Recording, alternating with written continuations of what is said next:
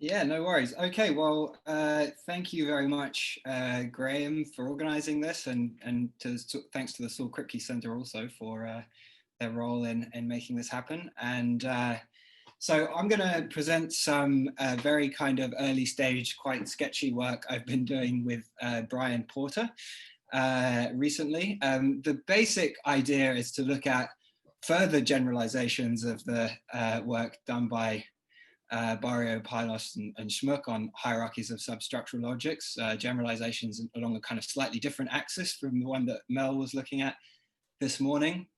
And I'm interested in these partly just because I'm into logic, and logic, you know, generalization kind of gets your blood pumping a little bit if you're into that sort of thing, but also because I think there's some you know, there are some philosophical issues in the background here about strict tolerant logics as solutions to the paradoxes, which basically the better handle we have on how widespread the technical phenomena are and the intuitive kind of thoughts underneath all the technical machinery, the better we'll be able to work out the answers to those philosophical questions. So, okay, here's what I'm gonna do. I'm gonna start by talking about what meta-inferences are and why you might be interested in them. Then I'm gonna give some model theoretic accounts of meta-inferential validity and discuss their relations. And then I will give some, well, a kind of proof theoretic approach to the same sort of thing and discuss how the proof theory links up with these hierarchies. And then I'll make some concluding remarks about all that's gone down. Okay, so let's start with the what and why.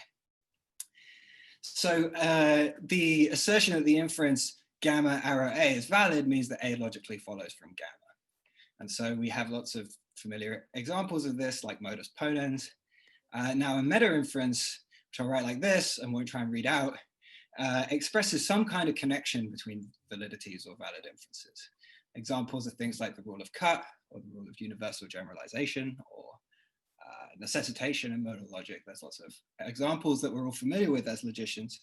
Now, model theoretic and proof theoretic treatments of simple validity are very well understood, both obviously technically and also intuitively what they're getting at, the kind of pictures they're painting. At least to me, meta-validity is somewhat more obscure.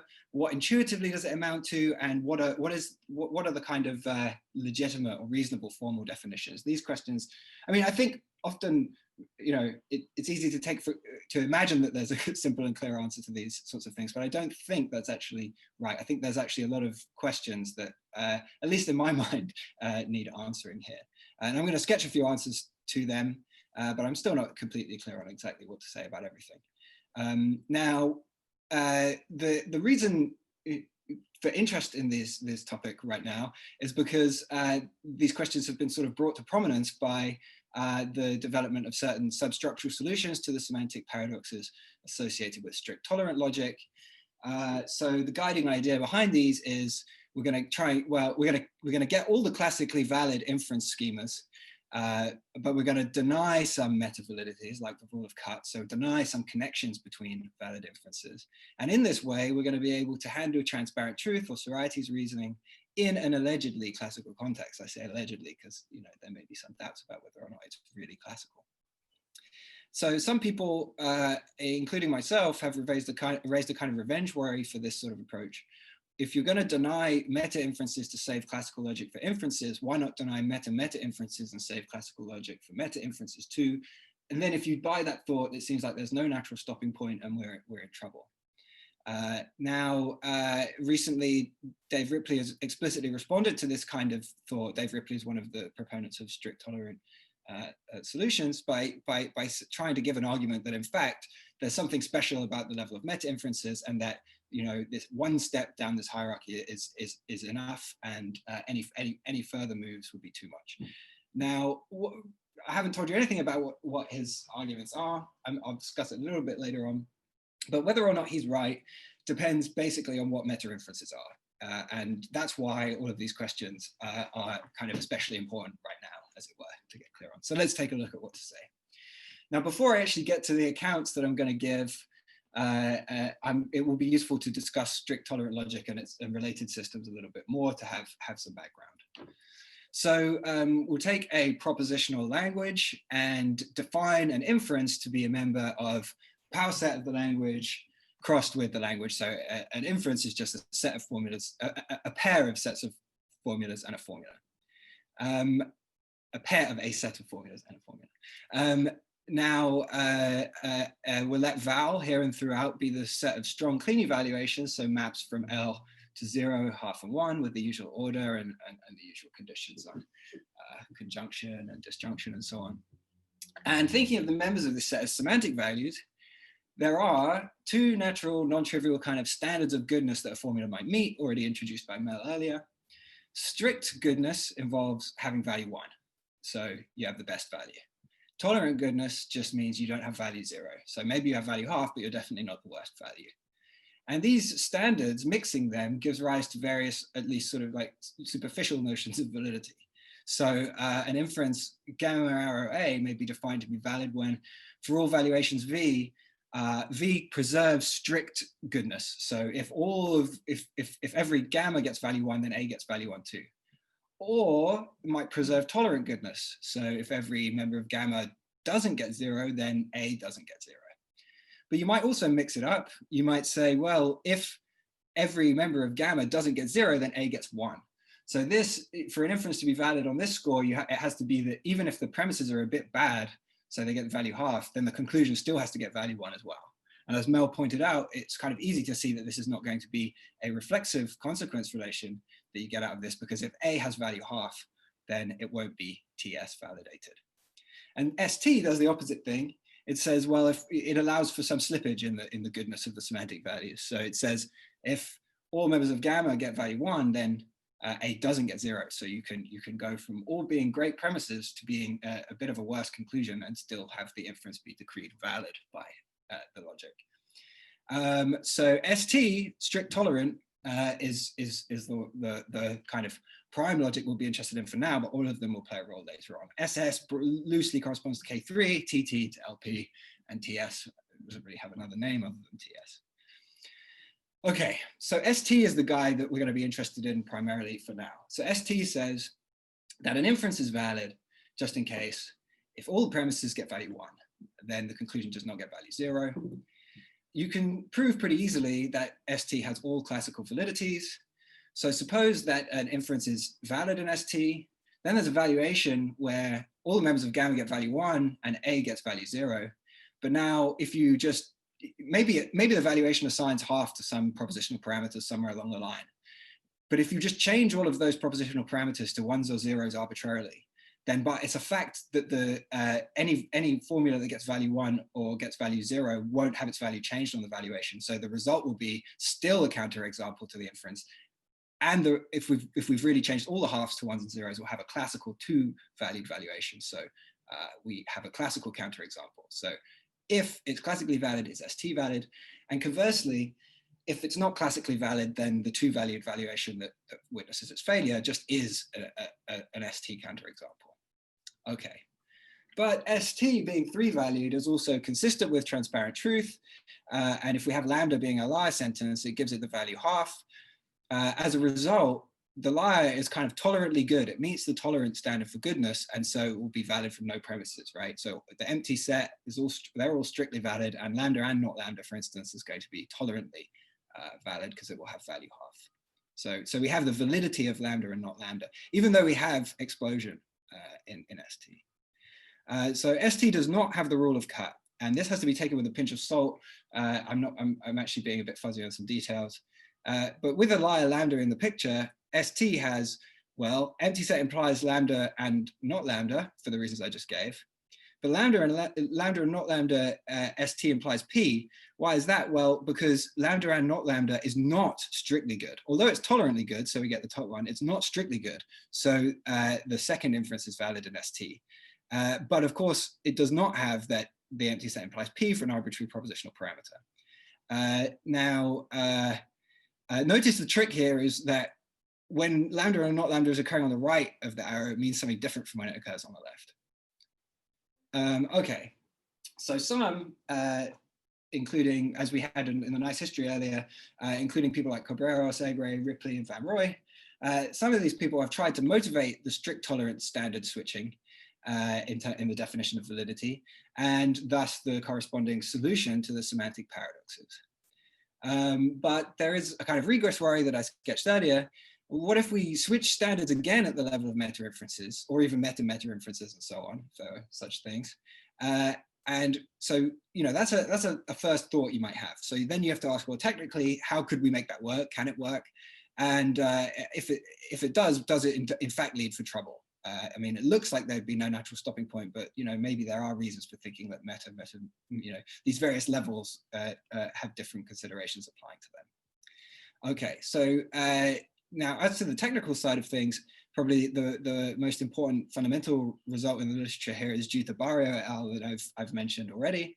So they've shown how you can mix standards of validity for inferences at all levels semantically, using something called a local definition of validity for meta inferences, and that by doing this, you can actually get agreement with classical logic up to arbitrary order consistently with transparent truth.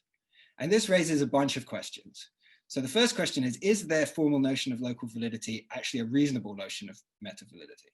So is local validity corresponding to anything that might sort of regulate one's beliefs or anything like that? Or is it just an empty formalism? If so, then the results aren't that interesting.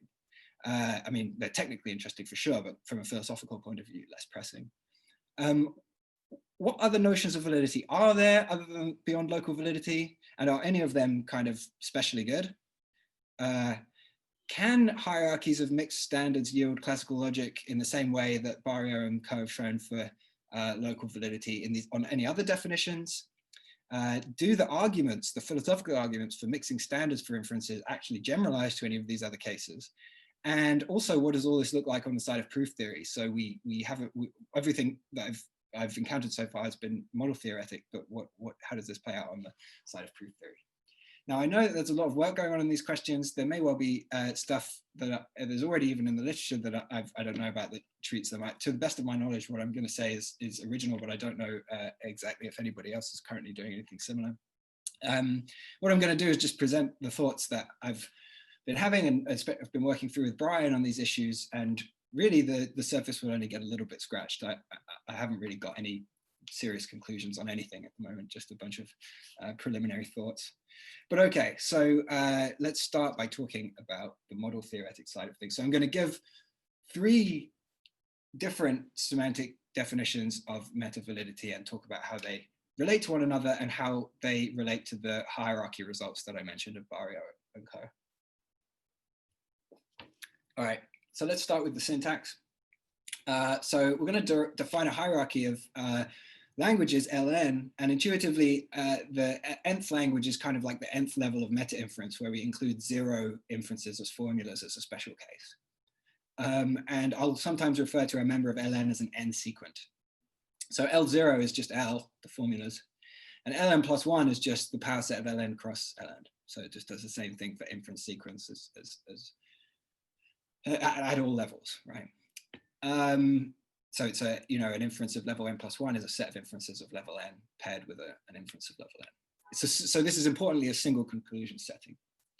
So we get a hierarchy of sequent languages in this way, giving meta inferences up to all levels.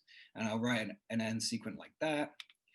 I will also use a notion of a schema for a meta inference and an instantiation of a schema to mean the obvious thing. I mean, you could define it formally, but it's not going to be worth our time.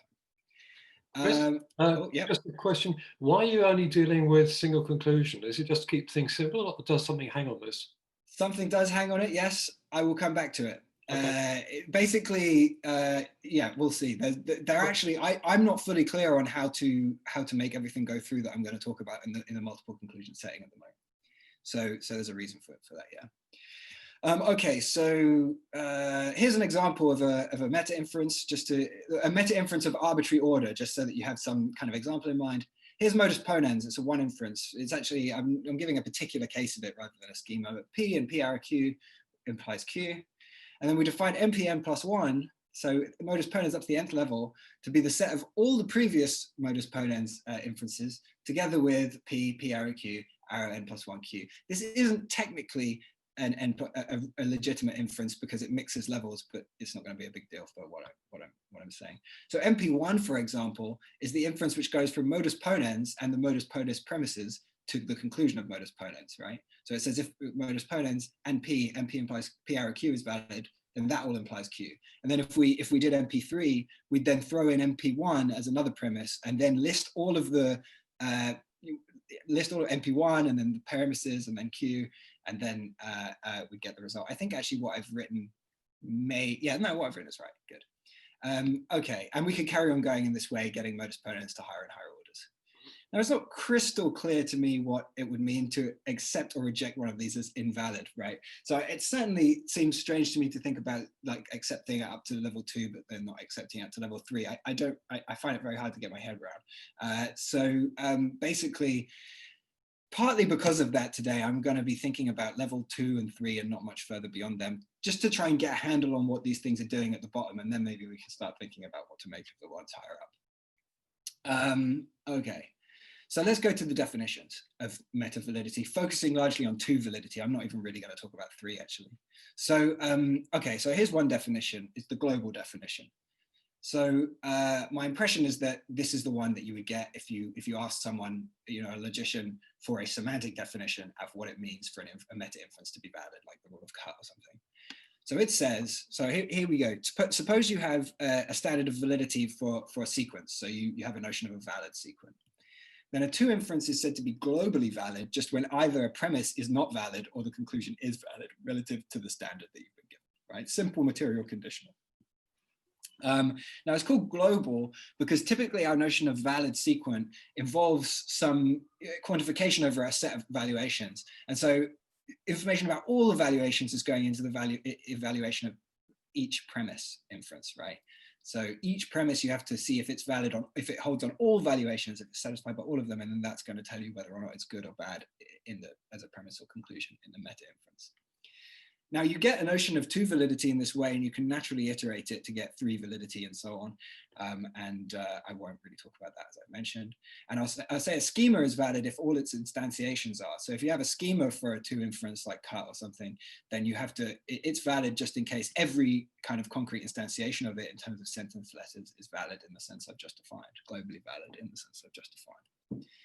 All right, so here's a question which actually Mel raised implicitly earlier, and I'm going to sort of slightly disagree with the answer he gave. So the question is the rule of cut globally valid in ST? And Mel said, yes, it is. And there is certainly a sense in which it's true. And you can get it out by this argument. So we saw already that an argument is valid in ST if and only if it's classically valid. So if you have a meta inference in ST, then it's going to be globally valid just in case either the premise is invalid in ST or the conclusion is ST valid.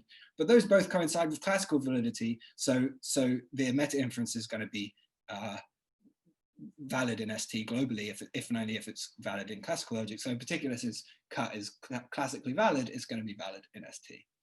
So that seems like it's all great, but then I gave an argument earlier that cut was not valid in ST, right? So what is actually going on here?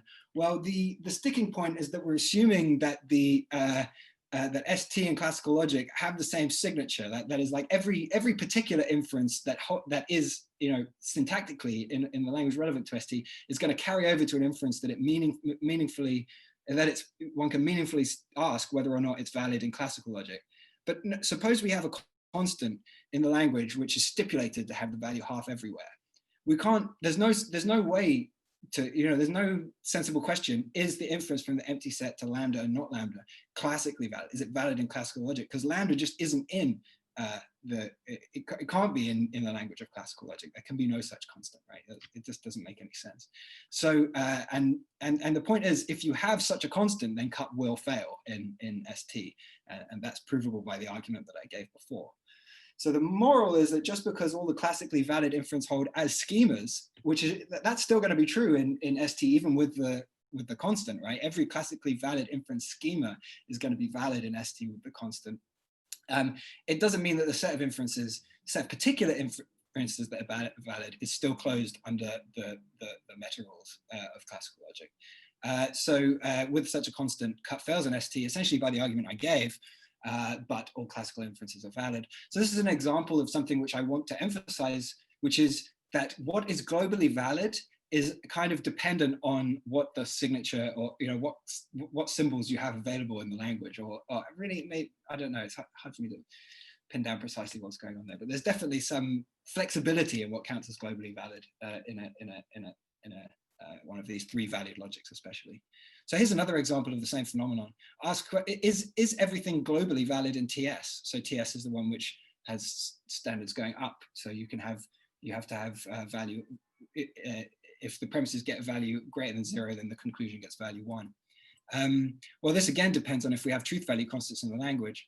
So if there are no constants, then the valuation V, which gives every parameter value half, witnesses the invalidity of every TS inference, right? Because if every parameter has value half, you can show that every formula has value half, and then on that account, clearly every premise is going to be good and every conclusion is going to be bad in TS. So everything's going to be globally valid. But if we throw in a constant top, which gets value 1 everywhere, then there are some global TS invalidities like this, top arrow top, empty set arrow P. So again, point being, what's globally valid is sensitive to the signature, and in particular, whether or not we have truth value constants in the language can change things. I don't know, so I don't know whether or not this is sort of, this shows that global validity is in any way bad. I don't think it does. I just think it's kind of an important thing to bear in mind if you're sort of, if you want, I'm kind of interested in what the underlying intuitive thought behind global validity of a meta-inference is. So what does it kind of tell you about an inference in a logic? And the fact that it's sort of not stable under changes of signature like this is, I think, an important point to bear in mind when you're trying to work that out. But okay, so let's move on to the next definition. The local definition, which is the one at issue in the Barrio and Co. hierarchies. So suppose we're given a standard of satisfaction for sequence in L1 by valuations, which you usually will be given in order to define validity. Then the local approach begins by extending this to meta-inferences by saying that a meta-inference is satisfied relative to evaluation when either the conclusion is satisfied in the sense you were already given, or the premises are not, right, in the same sense. Now you might switch the senses of satisfaction and do all sorts of funny business, but that's the basic idea behind the definition. So of satisfaction. And then local validity itself is then defined as universal satisfaction in analogy with validity for one inferences. So you just say that a 2-inference sequence is valid when it's satisfied on all valuations. So it's local because, in contrast to global, there's a role played by particular valuations in giving counterexamples to meta-inferences, not just the whole set of valuations at once. And obviously, again, you get a notion of satisfaction for 2 inferences in this way, which can be used to define the same thing for 3 inferences and so on up, but I won't really talk much about that. All right, so here's a question. Is the rule of cut locally valid in ST? And we already saw in Mel's talk that this is not so. Where P is any sentence letter, if you have VP with a half, then empty set arrow P is good. P arrow bot, the P arrow bottom is good too, but yes, because P has value half, and the empty set does not imply bot, so this is a counterexample to cut. Note that in this counterexample, although V satisfies empty set arrow P, the inference is not valid. This makes it at least prima facie unclear if this is getting at a notion of meta-inferential validity, which is supposed to express connections between validities, right? The validity of the premises and conclusions in the inference is apparently not actually relevant to the local validity of the corresponding sequence. And you might think that is a weird feature, like maybe this is somehow not getting at a proper notion of meta-inferential validity. I used to be much more worried about this than I am, for reasons that will become clear later on. I now think that there's pretty clearly a robust sense of meta-inferential validity that the local account is getting at, but this certainly raises some questions anyway. Okay, so what is relevant on its face is just whether or not you can find a way to simultaneously satisfy all the premise inferences and not the conclusion. And it's, I don't know, certainly that's an interesting fact. That's an interesting question. It's just, you might wonder whether or not it was sort of getting at a notion of validity in any sense. But who knows? Okay, anyway, actually it's easy to see that local validity in contrast to global validity is robust under the addition of truth value constants. So adding in a constant which gets a given value everywhere, you can always sort of simulate that by looking at a valuation which just assigns a parameter the same value. All right. So the next definition is a special case of a definition due to Lloyd-Humberstone. So I call it global validity because it's sort of in between global and local. So suppose you're given a standard of validity for sequence in L that quantifies in the usual way over valuations. So it's something like a sequence is valid just in case all valuations satisfy it. Now the global approach first extends the notion of validity so that we can make sense of the idea of an inference, of one inference being V valid, where that just means an inference is, a single sequence is V valid if every valuation in V, the set of valuations that satisfies the premises satisfies a conclusion, right? So you can basically ignore, you can throw out some valuations if you like. You throw out all of those not in V and then just check by the usual definition whether the sequence would remain valid. I'll give an example below if that was unclear. Then a two inference is said to be V valid, just if the global definition essentially holds in the restricted context of V. That is, a two inference is V valid if either a premise is not V valid in the sense I just defined, or the conclusion is. And then global validity in general is V validity for all sets of valuations, right? That probably is quite hard to get your head around in one go, but I'll give an example in a minute, which will hopefully make it clearer. Global validity is like global validity in that it doesn't use the idea of satisfaction of a meta-inference by evaluation. And in fact, it sort of uses the global definition repeatedly restricted to all these various sets of valuations. So it's got a strong family resemblance to global validity. But it also actually has a lot in common with local validity, and we'll see in a precise sense just how close they are in a minute. So the part of the reason I'm sticking to level 2 is because it's not entirely clear to me how to generalize this to higher orders. I can see various ways of doing it, and I don't know yet what they look like, as in how they're going to play out, which ones are better than others. I haven't thought about it much, so I'm pretty much going to stick to 2 inferences throughout. Okay, so let me just give this example, which should help people who maybe did not get the thrust of the definition I just gave to get it. So consider in first order logic this meta-inference from the validity of there are exactly 7 things, argument from the null premises to that, to the validity of something is not self-identical, right? Now that is a globally valid inference in classical first order logic because the premise is not valid. But for it to be globally valid means that for every set V of valuations, which makes the premise valid relative to V, also makes the conclusion valid relative to V. But there's obviously a set of first order models which makes the premise valid, namely the set of those models with exactly 7 elements in the domain. And that set does not make the conclusion valid. So this is not going to be a globally valid inference. So global validity is not the same as global validity.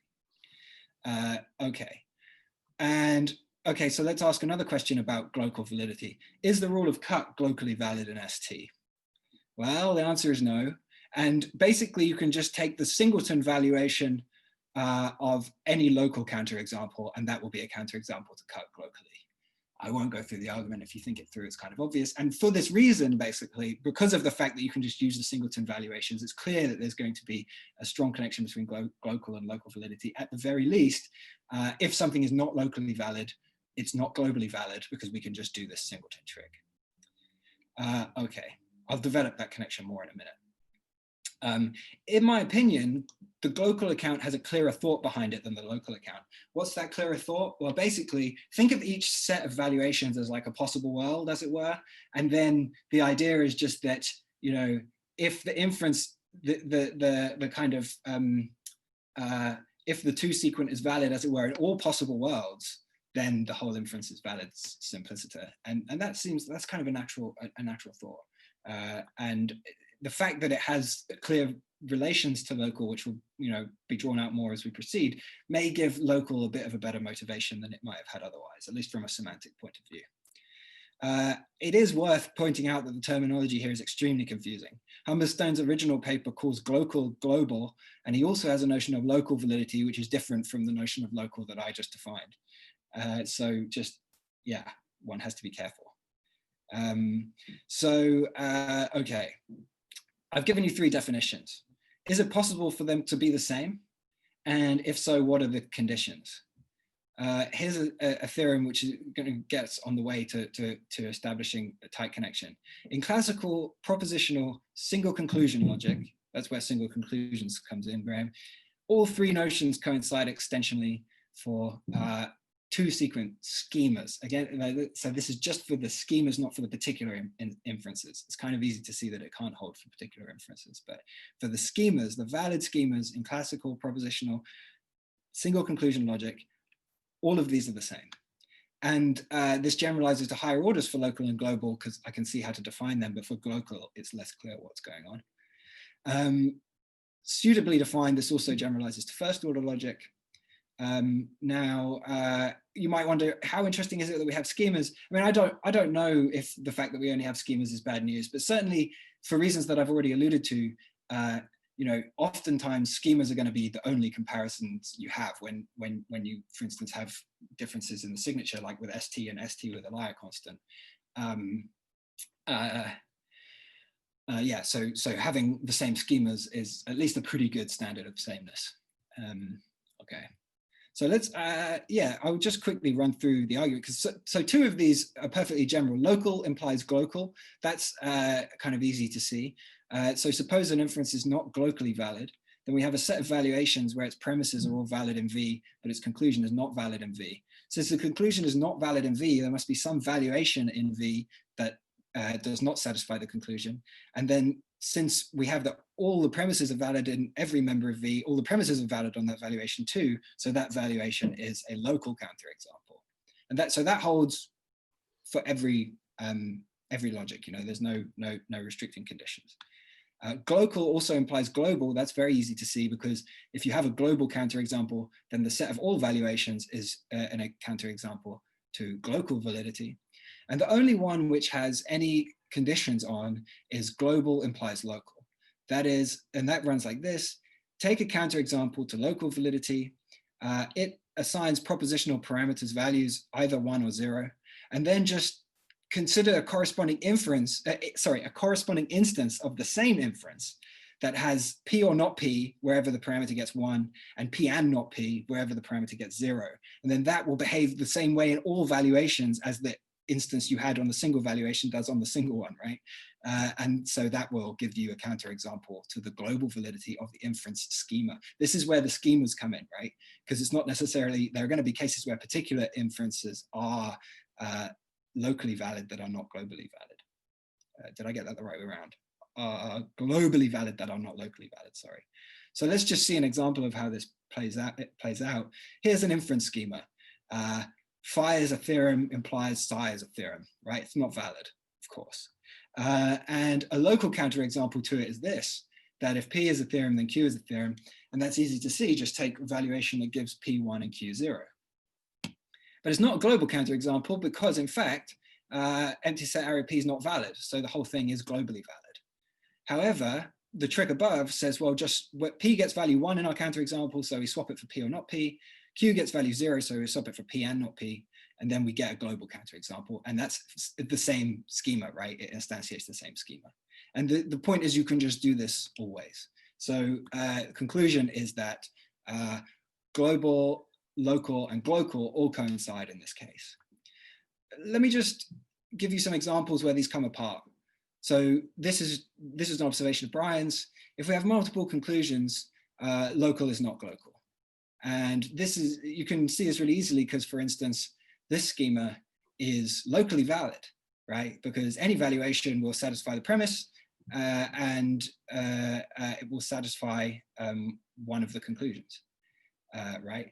But it is not globally valid because if we take a pair of valuations, one of them which gives phi and one of them which gives not phi, then neither of the conclusions are V-valid in that set. So, so local is not global when multiple conclusions come into the picture, and I haven't thought through fully how to do everything I'm going to do in the multiple conclusion case. So actually, I'm just going to henceforth, well, I'm going to continue ignoring multiple conclusion meta inferences.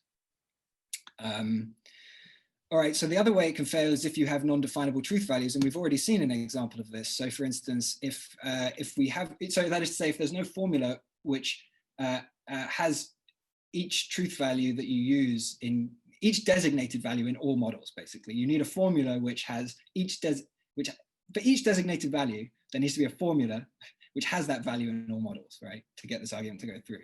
And we've seen that in TS, there's no such thing. So it's globally valid in, it's globally trivial in the empty signature, but it has some local invalidities, right? You know, it's globally trivial because everything is valid. Every one inference is valid. Is not valid, sorry, but it is. It has some local invalidity, so these are not the same.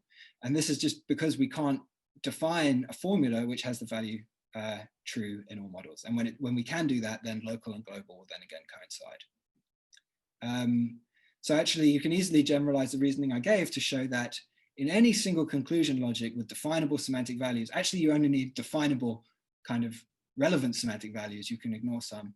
I could be more precise if I really thought about it, but let's just say all definable semantic values. All three notions coincide extensionally for two sequence schemas, and insofar as you can define it up, define a hierarchy up, then they'll coincide extensionally elsewhere as well. So the only way for global not to be local is for some semantic value not to be definable in the logic. So this gives us some leverage on some questions about hierarchies that I had been thinking about for a while. So here's a sort of sketch of the hierarchy theorem from Barrios and Schmuck. For each n, there's a three-valued logic consistent with transparent truth, which has the local validities of classical logic up to level n, but disagrees with it after that. The idea is, I called it a slice, but I think it should be called a splice on reflection, because slicing is cutting apart, but splicing is putting together. So probably maybe I should have used that. But the notion of a splice of two notions of validity is where you stick two notions of validity at one level together to get a notion of validity at the next. So for instance, strict tolerant logic takes the standard S to evaluate satisfaction of premises and T for conclusions, and then you splice them together to get a notion of validity for one inferences. But in a local setting where we can make sense of the idea of evaluation satisfying a meta-inference, we can do the same a level up. So we can say that evaluation satisfies a meta-inference if it TS satisfies all the premises. Well, a better way of putting it would be if it does not TS satisfy a premise, or it ST satisfies a conclusion, and then define validity of a meta-inference by quantification over valuations in the usual way. So we splice these together to get a notion of two inference validity, and you can prove that has exactly the classically valid meta inferences. And we can then keep doing this, right? We can splice actually TSST with STTS and get, or maybe the other way around, and then get a notion at the next level which agrees with classical logic, and we can keep going. But prima facie, this relies on using this local notion of validity with a notion of satisfaction for meta inferences by valuation. And I had been in the grip of apparently robust arguments that showed you can't do this for global validity for quite some time, and I really thought you couldn't do it. But the result that I just proved on their coincidence in certain circumstances shows that at least in favorable circumstances where you have truth value constants around, you can do the hierarchy for global validity, at least for schemas. So we have this corollary that for each n, there's a three-value logic consistent with transparent truth, which has the globally valid schemas of classical logic up to level n, but not thereafter. So and you know, this will work wherever you have, if you just take the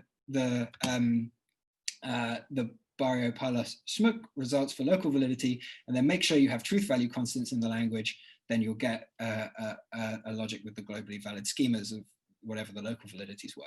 So that's how we get that result. Exactly the significance of this, whether the strengthening of this result to include globally valid schemas is still a little bit unclear to me, because I still don't know what exactly meta-inferential validity is, but it's another data point which might be handy at some point. Okay, all right, so with 20 minutes to go onto the proof theory, I think I'm going to have to skip quite a lot of the actual proofs, but I'm sure people will be happy with that. Okay, so basically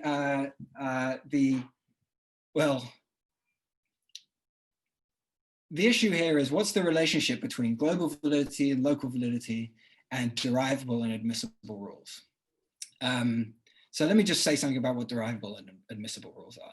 So in the proof theoretic setting, a two-sequent like that is naturally construed as a rule of proof that asserts some kind of connection between the existence of derivations.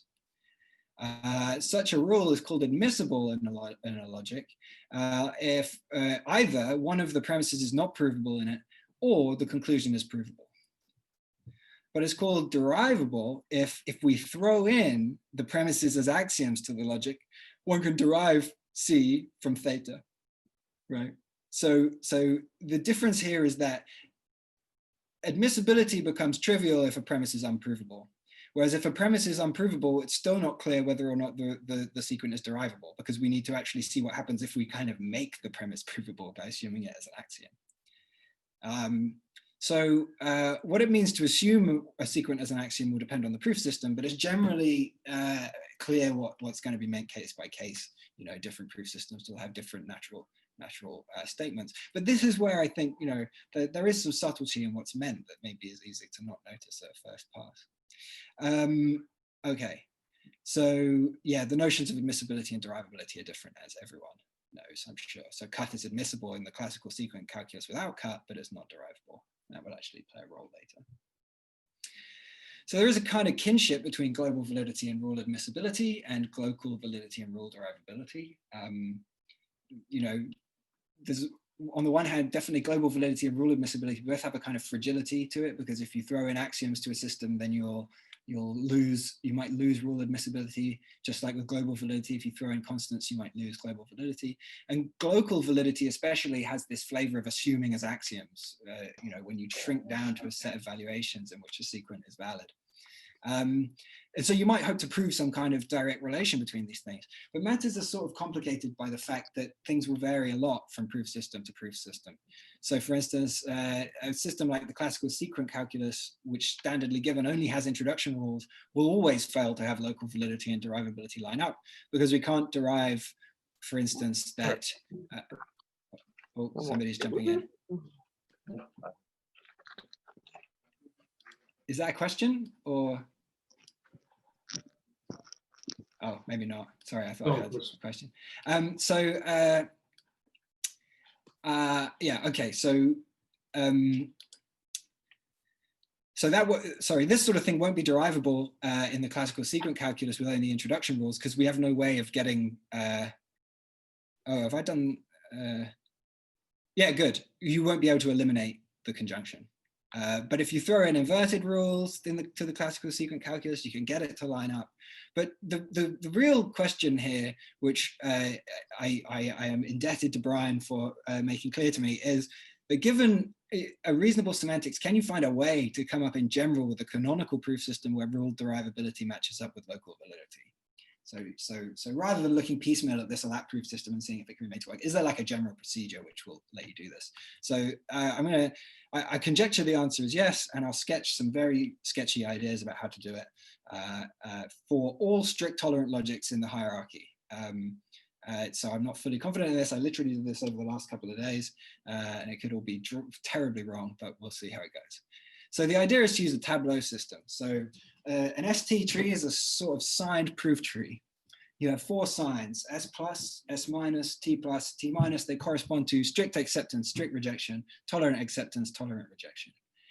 Each node of the tree is going to be an expression A sub S, where A is a formula and S is a sign. A proof is a tree whose nodes assign formulas. And a logic will give rules for deriving sequence by first saying how to start a tree given a sequence, how to extend non-empty unclosed branches, and giving criteria for branch closure for the tree. And then a proof will be a closed tree produced by the rules of L. So the following rules are totally general to all the systems I'll consider, and they concern the interaction between the various notions of acceptance and rejection. So here are the closure rules. If you get S plus and S minus for the same formula on a branch, then you close. If you get T plus and T minus for the same formula on a branch, then you close. Connections between the signs. If you have S plus for A, then you have T plus for A. So if you strictly accept it, you should tolerantly accept it. On the other hand, if you have T minus for A, then S minus, right? If you tolerantly reject, so that's the strong kind of rejection, then you should strictly reject. That's the weaker kind of rejection. And then the following rules, which are also general to all systems, deal with the connectives. The disjunction rules are just the familiar ones. V plus is just any positive sign, and V minus any negative sign. Negation rules are kind of interesting. So you have not A. If you strictly accept not A, then you should tolerantly reject A. And if you tolerantly reject A, then you should strictly accept A. And double negation is always eliminable in every sign. The crucial thing to note is you have no rules for manipulating a negated formula which occurs with an A sub T plus or S minus. Those are kind of dead ends. You don't get to go with those.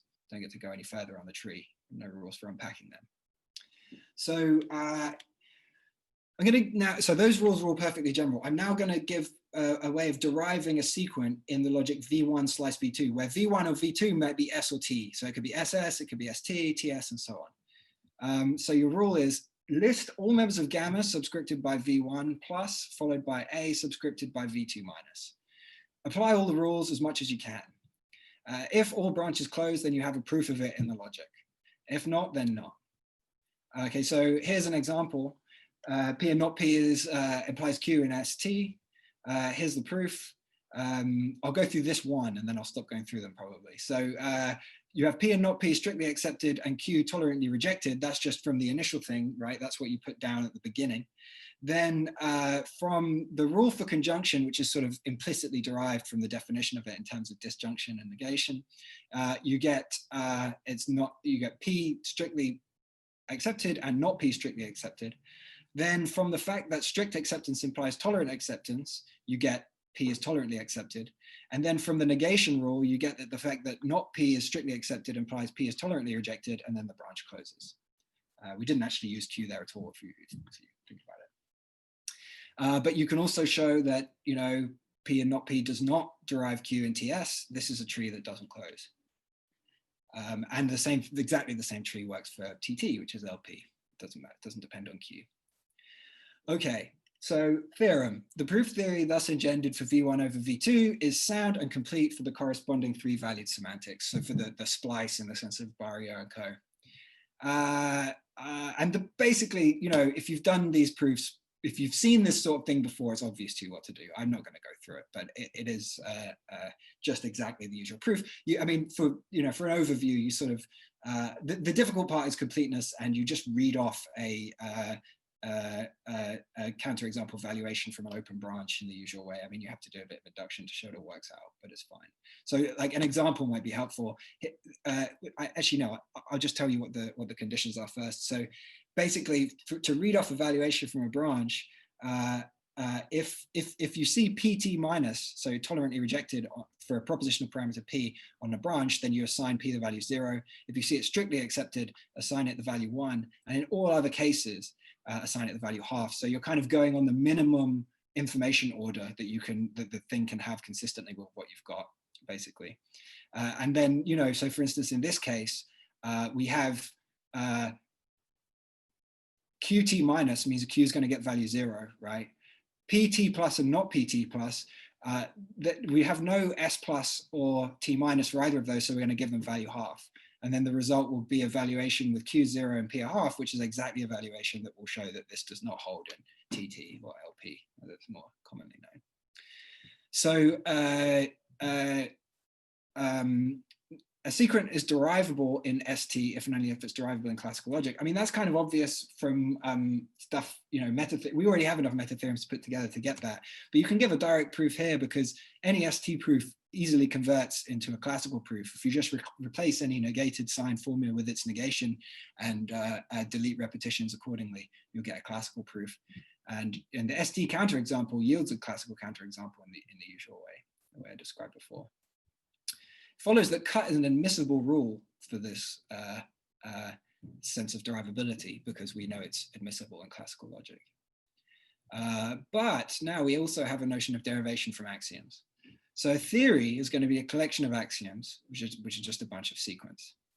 And a proof in the theory T relative to our logic is a Tableau proof wherein wherever all the members of gamma are subscripted by V1 plus, A can be added to the branch subscripted by V2 plus. This means also that if you have all the gammas on a branch and with the relevant subscripts and A with the relevant subscript, then it will then you can close that branch. But it's slightly stronger because you can write the positive thing on any branch. I don't think you can get by with the weaker thing. So with that notion of derivation from axioms in hand, ST is non-trivial, even given the axiom, for example, empty set implies lambda and not lambda, by which I mean not every branch of every tree closes. So for instance, here's a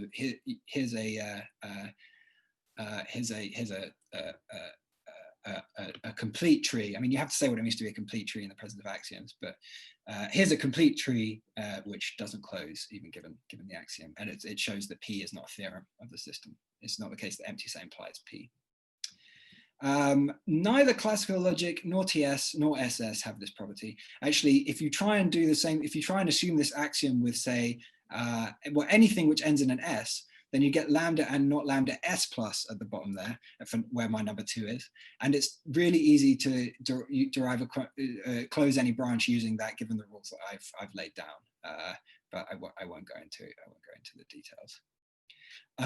Okay, so there's failures of cut in this theory, as you might expect. So given that axiom, the proof system I've given for ST derives each of empty set implies lambda and lambda implies P.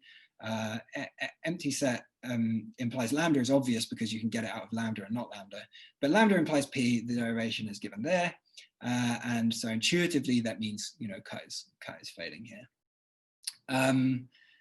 Okay. Let's look a little bit closer at this notion of the derivable rule.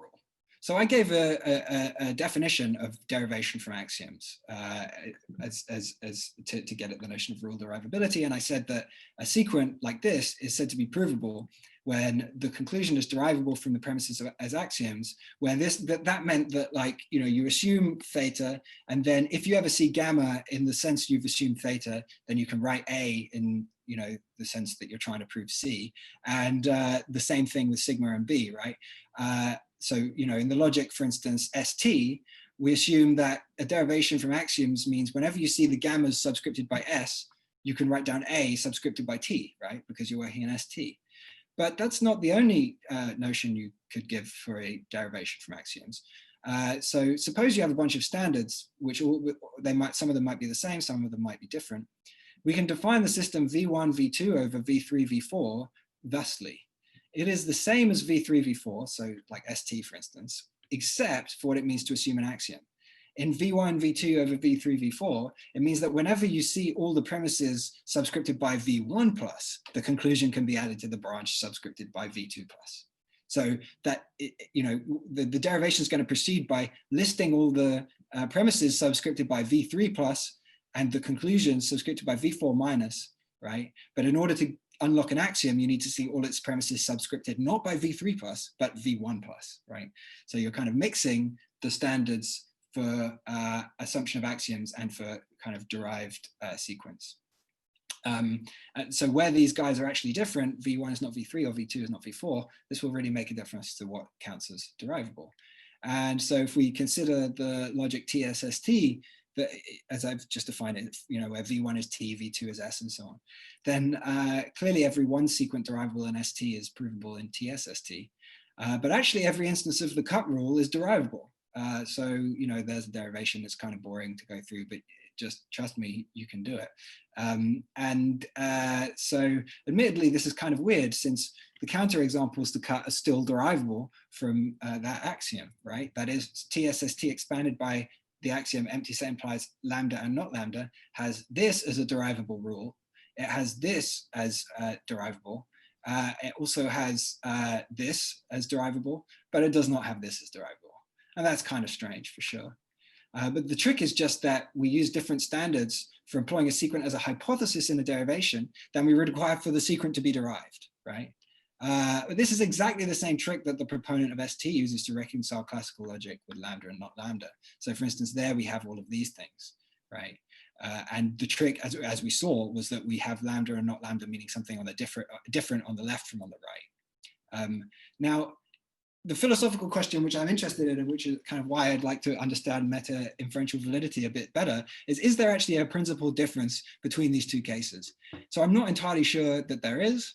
An ST theorist will typically say something like, well, an inference is valid when the position of strictly accepting the premises and tolerantly rejecting, i.e. strictly accepting, the conclusion is out of bounds. So you can't do it. And meta-inferences for them just reflect closure conditions on inferences. So if positions A and B are out of bounds, so is C. That's what it means for the meta-inference, for the inferences A and B to meta-imply the inference C. But why shouldn't you countenance, for example, strict and tolerant conditions for what's in and out of bounds? Why couldn't a position be strictly in bounds and tolerantly out of bounds, with these corresponding to different notions of validity or derivation for premises or conclusions of meta-inferences? As far as I can see, the justification for each move is about equal, and conditional on having made the first move, that is to say, conditional on actually having started switching up your standards for premises and conclusions in ordinary inferences, you should at least take the possibility of switching up the standards of premises and conclusions at the level of meta-inferences a little more seriously.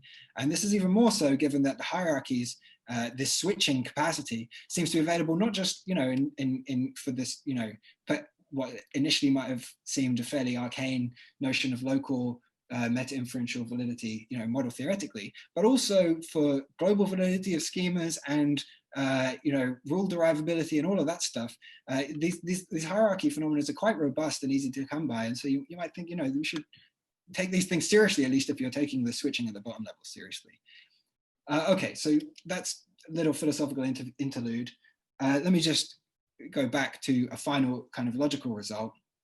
This is just generalizing the stuff on the soundness and completeness to the level of rule derivability and local validity. So it's a theorem. I am like 95% sure that a two sequent is derivable as I've just specified it in V1, V2, over V3, V4, exactly when it is valid on the corresponding notion of local validity. So these proof systems are sound and complete for local validity. And the proof is basically the same as the standard soundness completeness proofs. And for completeness, an open branch yields a valuation that's a counterexample. And it does it in exactly the same way that we got the completeness argument in the case of single inferences. We do have to add one stipulation, which is that if a premise of a premise sequence doesn't occur on the tree, then we add that premise subscripted by V1 minus, which essentially says that the inference is valid because the premise is not valid. If it hasn't occurred anyway, then this can't make a difference, so it's fine. So for example, here's an instance of cut and an attempted derivation of it in ST over ST, right? And then our rules will tell us that, well, RT minus, so that gets value 0, P S plus, so that gets value 1. And then the other guys don't have an S plus or a T minus, so they're going to have, Q doesn't have an S plus or a T minus, that's going to get value half. It's easy to see that that is, in fact, a counterexample in ST over ST. And in general, this is going to work. So upshot is there's a reasonably natural proof theory for which local validity coincides with rule derivability for each of the logics in the ST hierarchy at the level of two sequence. I mean, clearly, this kind of idea could be generalized to higher levels. And okay, so concluding remarks. How long do I have now? 2 minutes. All right, good. There are three natural semantic notions of meta-inferential validity: local, global, and glocal. Where semantic values are definable and single conclusions are at issue, they coincide. The Barrier-style hierarchy results can be attained for all of them under suitable assumptions. So if we only care about schemas and we require definability of semantic values. Global validity is kind of fickle and it corresponds roughly to rule admissibility, something which may be destroyed upon addition of axioms or truth value constants. There's a natural proof theory for every strict tolerance system in which local validity coincides with rule derivability. And some of these systems allow for the derivability of classical meta rules, even given liar constants by changing standards for axioms conclusions. So for instance, TSST allows for the derivability of cut, even though you have a liar in the language and all of that jazz. The existence of such theories is prima facie problematic for ST solutions because the moves made by ST theorists at the level of inferences seem to work just as well at the level of meta inferences and beyond potentially. And so one step contrarily, perhaps at least, is not enough. All right, that's all I am going to say. I forgot to put a little slide on which says thanks for listening, but thank you for listening.